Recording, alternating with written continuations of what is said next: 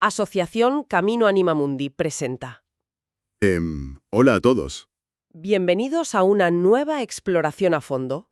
Porque, a ver, imaginemos por un momento la factura que pagamos por intentar encontrar la paz hoy en día. Altísima, seguro. Es que, retiros de silencio que cuestan miles de euros, aplicaciones de meditación que, paradójicamente, te mandan notificaciones constantes para que te relajes. Sí, el colmo del estrés. Exacto. O una lista interminable de estas rutinas matutinas que prometen optimizar tu mente antes de que salga el sol. Nos hemos convencido, básicamente, de que la serenidad es un artículo de lujo. Totalmente. Un lujo que parece que requiere unas condiciones de laboratorio perfectas, ¿no? Pues sí, pero ¿qué pasaría si la cura definitiva para esta sobrecarga moderna y para nuestra ansiedad no estuviera en irnos a aislar a la cima de una montaña? Sino que estuviera, fíjate, escondida en el fondo del fregadero mientras lavamos los platos o en medio de un atasco monumental. Pues que suene un poco a locura al principio, pero esa es exactamente la asombrosa premisa de nuestra inmersión de hoy. Y es que es súper interesante. ¿Lo es? Porque además esta cura no viene del último gurú de Silicon Valley o de un coach de moda. Viene de un texto del siglo XVII. Ostras, casi nada. Hoy nos sumergimos de lleno en la llamada Séptima Carta, del hermano Lorenzo de la Resurrección. Para situar a quienes nos escuchan, su nombre secular era Nicolas Herman. Nació por 1614 y fue un religioso carmelita francés que, se pasó la mayor parte de su vida literalmente en la cocina de un monasterio en París. Entre pucheros, vaya. Entre pucheros. Y no pasó a la historia por escribir tratados teológicos incomprensibles de estos que nadie entiende, sino por una enseñanza sumamente aterrizada que él llamaba la práctica de la presencia de Dios. Vale, vamos a desgranar esto, porque aquí es donde radica el gran giro de este texto. El documento es una carta a una señora mayor, ¿verdad? Exacto, una señora de avanzada edad para animarla en sus últimos años. Claro, y lo hace con una sensibilidad que destroza por completo las nociones tradicionales de lo que significa ser espiritual. Porque si pensamos en un monje del siglo XVII, automáticamente nos imaginamos exigencias brutales, sacrificios heroicos, ayunos, cilicios. La imagen clásica de la devoción extrema y sufriente. Justo. Pero el hermano Lorenzo hace exactamente lo contrario. Él derriba ese mito de la gran devoción. Y lo desmantela por completo. En la carta le dice a esta mujer una frase que es clave. Él no requiere grandes cosas de nosotros. ¡Qué alivio, de verdad! Imagínate el profundo alivio psicológico de escuchar esto en la Francia del siglo XVII, que era una época dominada por corrientes religiosas severísimas. Claro, que te exigían una pureza inalcanzable. Eso es. Y él propone algo de una sencillez que desarma. Le dice que basta con recordarlo un poco de vez en cuando. Ofrecer los sufrimientos cotidianos y agradecer en medio de las preocupaciones. En medio de las preocupaciones, me quedo con eso. Sí.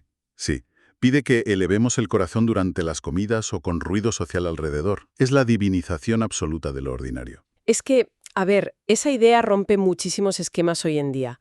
Si lo pensamos bien, tratamos el crecimiento personal casi como un deporte de alto rendimiento. Totalmente. Días callado, o tienes una postura de loto perfecta a 2 horas de madrugada. O no vale. Le hemos contagiado la obsesión por la hiperproductividad a la espiritualidad. Sí, tal cual. Queremos hackear la iluminación. Pero esto me lleva a plantearte una objeción. Porque claro... Dime. Si la propuesta es acordarse de lo divino mientras lavas los platos, contestas 20 correos o estás en una reunión súper tensa en la oficina...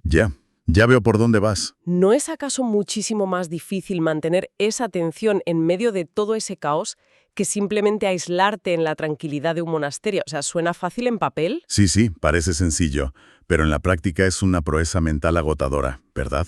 Totalmente. Me parece dificilísimo. Pues esa observación es fundamental. Lo fascinante aquí es que Lorenzo valida la vida ordinaria entendiendo su complejidad. Y respondiendo a lo que planteas, sí, integrar es a menudo mucho más difícil que evadir. Claro, porque no puedes huir. Exacto. Cuando te aíslas, eliminas los estímulos conflictivos, pero cuando te quedas en tu día a día, en el mundo real, tienes que aprender a transmutarlos. No es fingir que la hipoteca o el jefe no existen. Para nada. Al decir que el más pequeño pensamiento es aceptable, está invitando a que esa presencia conviva justo en medio del problema. Es una espiritualidad de la integración total. Vale, entiendo. O sea, el mecanismo psicológico cambia. Justo. En lugar de ver las interrupciones o el estrés como obstáculos para tu paz, los conviertes en las alarmas o recordatorios para volver a tu centro. Te devuelve la responsabilidad de tu presente. Qué interesante. Pero claro, si aceptamos que ya no necesitamos irnos a una cueva, a aislarnos geográficamente, nos topamos con un problema súper práctico inmediato. A ver, ¿Dónde ocurre ese encuentro? Porque si mi entorno es ruidoso, tengo hijos gritando o el tráfico está fatal, ¿dónde construyo ese espacio de conexión? claro, el lugar físico. Sí, y esto nos lleva a la que, como abogada del diablo incluso, considero la frase más revolucionaria de toda la carta. La del oratorio, ¿no? Esa. Él escribe, literalmente, para estar con Dios no es necesario estar siempre en la iglesia. Nuestro corazón puede ser el oratorio a donde podemos retirarnos de vez en cuando. Es brutal. Es decir, nos habla de construir un oratorio portátil. Esa metáfora del oratorio portátil es de una brillantez y una modernidad que apabullan. Pensemos un momento en la arquitectura mental que requiere esto en el siglo XVII. Claro, es que en esa época el edificio de piedra lo era todo. Indiscutiblemente, la iglesia física era el centro exclusivo de lo sagrado. Decirle a una mujer laica que su propio corazón tiene la misma validez que una catedral monumental. Es casi herético para la época. Un cambio de paradigma bestial. Bestial, sí. Nos enseña que el espacio sagrado no es una coordenada en un mapa, ni requiere acústica o vitrales. Es una disposición interior. Un santuario cognitivo. Exactamente. Un santuario al que accedes al instante, ya estés en un banquete o en el metro. No hay lugar profano si la mirada está bien sintonizada. Vale, pero aquí vuelvo a hacer de abogada del diablo. Perdona que insista. No, por favor. Si mi corazón es mi oratorio, y hasta el más mínimo pensamiento furtivo vale, mientras espero el autobús, ¿cómo evitamos que esto degenere en una excusa para el pasotismo? La complacencia. Claro, porque el riesgo es que uno acabe diciendo, bueno, como yo respiro de forma espiritual, pues ya no hago ningún esfuerzo real por mejorar.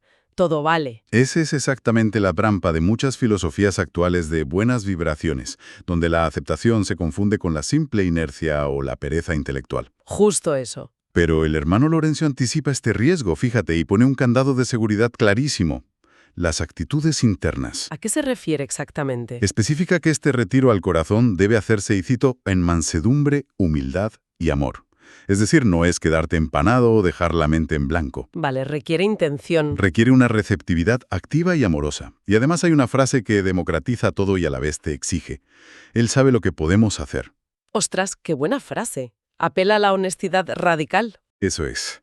No te pone un estándar imposible que te frustre, pero tampoco te permite el autoengaño.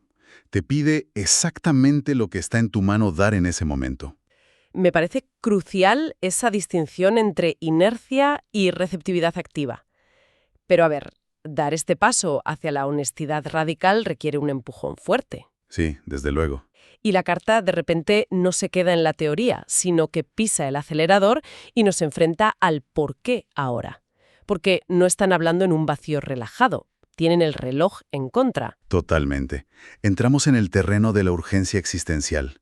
Hay una crudeza en este texto sobre el paso del tiempo que sobrecoge, de verdad. Sí, te ancla en la realidad biológica. Él le recuerda su edad sin ningún tapujo.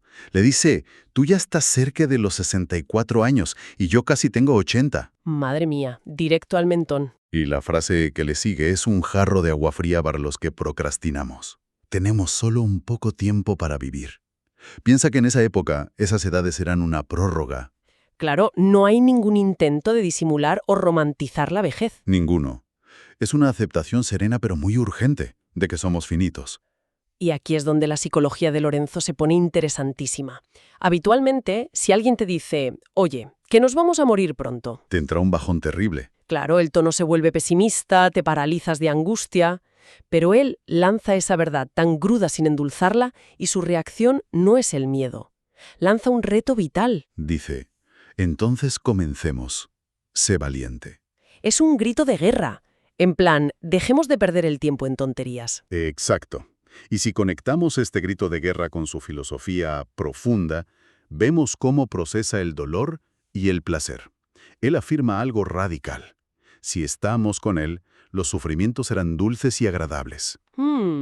Y sin Él, el mayor placer será un cruel castigo. A ver, un momento, porque aquí hay que aclarar cosas para no dar mensajes equivocados. Claro, dime. Porque leyendo eso sin contexto, suena a masoquismo antiguo, ¿no?